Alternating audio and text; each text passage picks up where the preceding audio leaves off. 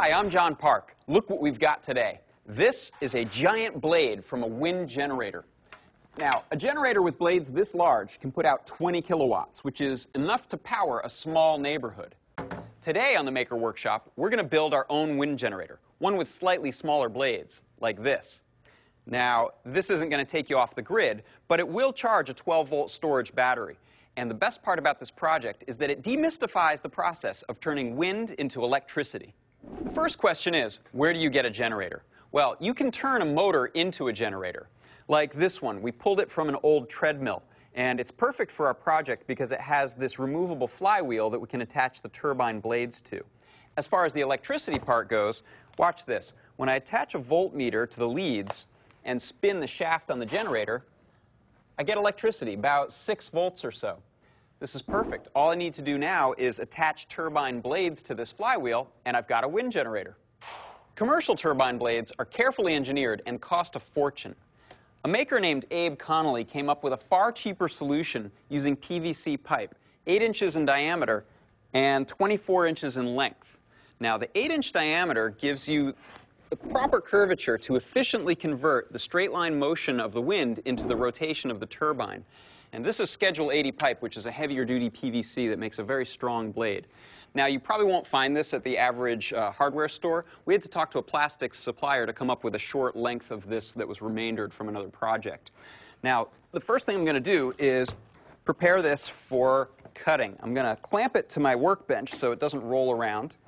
And then, this is a really cool trick. I'm going to take an angle iron and set it on the pipe here to create a nice straight line. Now, I'll measure 5 1/4 inches, and I'm actually going to create 3 lines for my cuts. So here's the first 5 1/4. Mark it, and set my angle iron on here. If you press this on firmly, you're guaranteed to get a parallel line. I'm ready to cut the pipe. I'm clamping it down with some C-clamps, and now I'm going to cut it with a saber saw using a medium fine blade. Take your time. This is heavy-duty plastic, so it'll be slow going to get through it. Now, don't forget your safety glasses, and I wouldn't wear your best clothes because this is going to kick up some dust.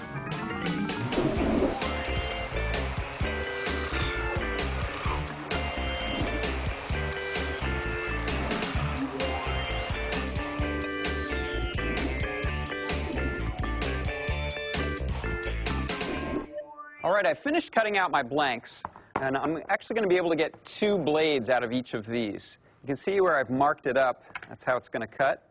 And I'm also going to remove this little notch out of here to reduce the amount of turbulence between blades.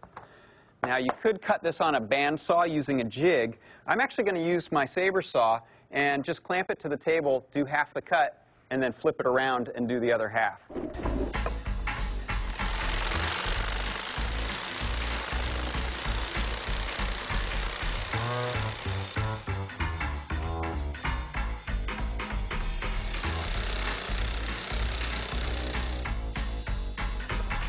I finished cutting out all 3 of my blades. Now I want to shape them into a wing shape.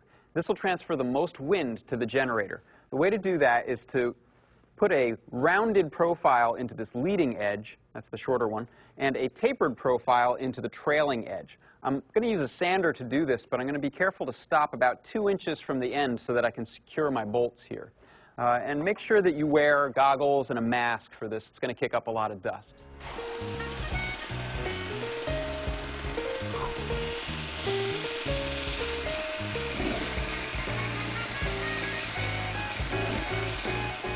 All right, after a good bit of sanding, I've got a nice wing shape on all 3 blades, including this really sharp trailing edge. Now, I need a way to attach the blades to the flywheel, so I've drilled 2 holes into the end of each blade for a 1/4 inch bolt, and I'm going to need to drill and tap the flywheels to attach them.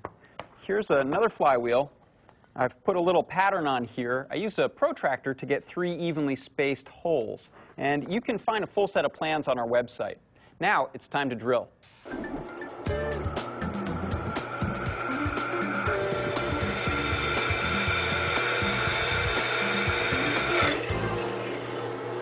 I need to thread these holes for a 1/4-inch bolt, so I'm going to use a 1/4-inch tap wrench. I'm going to put a little bit of cutting oil on here, and then I'll start threading it with my tap wrench. And the trick here is to go in like a half turn and then back out to let some of the metal chips fall through. Do it nice and steady so that you get a good straight threading into the metal. And once I'm all the way through the flywheel, I'm done. Okay, I've tapped all 3 holes in the flywheel, and now I've attached the blades using 1 bolt each. Now I'm going to measure the distance between the blade tips. I want these to be perfectly even so that I know where to drill the other 3 holes in the flywheel. Now this exact alignment of the blades is critical to get optimal performance of the wind generator. We need to put the generator on a frame that can point into the wind. So I've built one out of some channel aluminum, and I've attached a tail here. Now I made this tail out of sheet metal, put a pattern on it, and cut it out with some tin snips. Watch out, because you'll get some sharp corners and edges, so you can deburr that with a file. Now, the whole frame is going to sit on a pipe flange like this. That's where it's going to pivot. So I'll attach that using a bolt and washer and screw a nut on through the other side. We'll attach the wind generator to a piece of 1.5-inch pipe. You can get this at a steel yard. Here I've attached it to a floor stand so that I can set it up. So that the frame can spin freely in the wind, I'm going to attach it to a pipe union. The way this works is I'll set these 2 together and screw this on, but leave it just a little bit loose so that this spins freely. Now I'm ready to screw the frame on. I'm just attaching this pipe flange to the pipe nipple, and now this will turn freely. So now it's time to attach the generator. I've attached the motor to the frame with a couple of hose clamps. Just going to tighten this one down, and now I'm going to get my finished blade assembly. I'm going to attach this to the shaft of the motor. Now, to make this a little easier to work with, I cut a notch with a hacksaw into the end of the shaft. So this way I can take a screwdriver, fit it onto there, and since this freewheel is threaded, it's just a matter of turning this to attach the 2. And once I get that on there, it should turn freely. Check it out. Beautiful. The voltage produced by a wind generator is pretty uneven, just like the wind. You don't want to plug a device directly into this. Instead, you want to use it to charge some batteries. In this case, we're using 6-volt golf cart batteries. These are designed for a full charge and discharge cycle. Now, if I were to hook my motor directly up to the batteries, it would just spin like a propeller. Instead, I'm going to use a bridge rectifier. This acts as a sort of gateway for electricity, keeping it flowing only in one direction. In our case, from the generator to the batteries. Let's go outside and test this out. We mounted our turbine on the back of a pickup truck and took it for a drive. When the wind hit those blades, they really started spinning. I checked the voltmeter, and when we got up to around 15 miles an hour, the generator produced over 20 volts, more than enough to charge our batteries. All right, my batteries are fully charged. It's time to put them to work.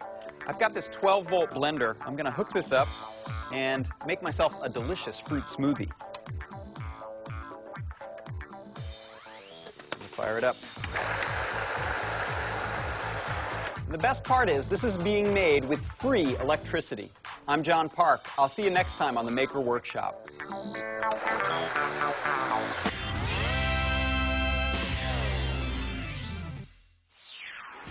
Major funding for MAKE is provided by Geek Squad,